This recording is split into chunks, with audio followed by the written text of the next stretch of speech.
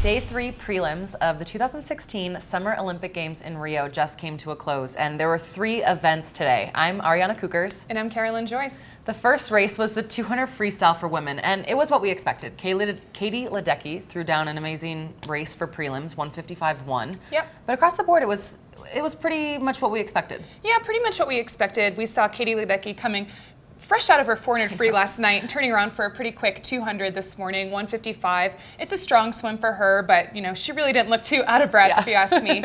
And then right behind her, Emma McKeon and Sarah Sostrom, all 3 of these ladies, it's only day 3, all 3 of these ladies have been having an amazing meet so far. So we know they're going to put together a great performance tonight in the semifinals and then tomorrow again in the finals. Yep. We do have Missy in there as well. Not her strongest swim, 157.1 this morning for 12th place. She's Missy. She knows how to get her hand on the wall. She knows how to get herself a spot in finals. So I think we'll see her in that top 8 tonight. Exactly, and this was her first swim of the Olympic Games so far. And so I think you got to get the nerves out. You have to get the nerves out. She knows if you have a lane, you have a chance. And so she has a lane tonight, and I think we'll see a much faster swim out of Missy. Yeah. Next was the 200 butterfly for men. Now, a lot of people are looking at Phelps and his performance, another 155 this morning, and saying, oh my gosh, what happened? But what we need to remember is he won the relay last night, so lots of emotion there. And then he probably had a late night as far as medal ceremony, probably going through drug testing. Absolutely. So he went to bed late, and this morning all he needed to do was put together a solid swim. I can't imagine something harder than falling asleep after winning an Olympic gold medal.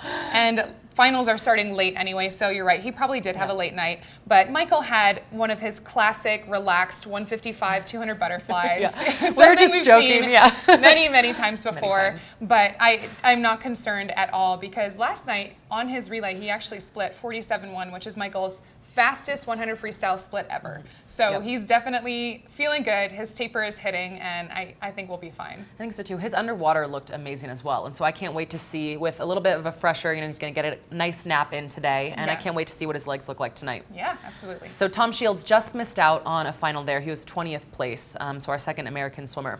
The third event was the 200 IM for women, my personal favorite. This one's interesting to watch because there's so many familiar faces, but there's also some new faces that I've never raced against before. But of course you have Katinka, who Olympic record. Yeah, opened it right up out of this the morning. gates. Yeah, Olympic record right out of the gates. Yep. Also, didn't really look like she was pushing it too hard. I think that Katinka has a lot more gas in the tank for tonight and then tomorrow. And then another great swim was Melanie Margalis dipping under that 210 for the first time ever, 209.6. That's a very fast time. Yeah, and that is such a barrier for the 200 IM. The 210, if you can get under that, that is a huge thing that a lot of athletes have their eyes on. Absolutely. Yeah, so we had 3rd place for Melanie, and then 4th place Maya Dorado came in at 210. Yeah, and I think that was also a relaxed morning swim for Maya Dorado. So that was kind of the theme of the morning. Try to conserve energy because with these 200 events, you have to swim it 3 times between prelims, semifinals, and finals. So you don't really want to use it all up in prelims. I was surprised with how fast it was.